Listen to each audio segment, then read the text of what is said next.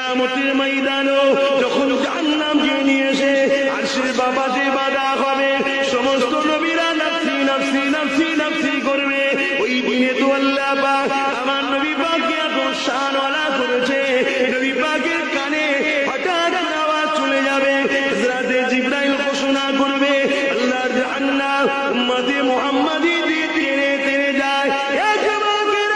আল্লাহ নবী সাজিদের উপরে জান্নাতি খানা খেতেছিলেন, নবী আমার সঙ্গে সঙ্গে নেমে পড়বে, সমস্ত জান্নাতি লেবাস খুলে দিয়ে কেমন করে তাজকে খুলে দিয়ে মাকামে মাহমুদ বলে একটা প্রশংসার জায়গা আছে, হামদের জায়গা আছে, তারিফের জায়গা আছে, গুণগানের জায়গা আছে।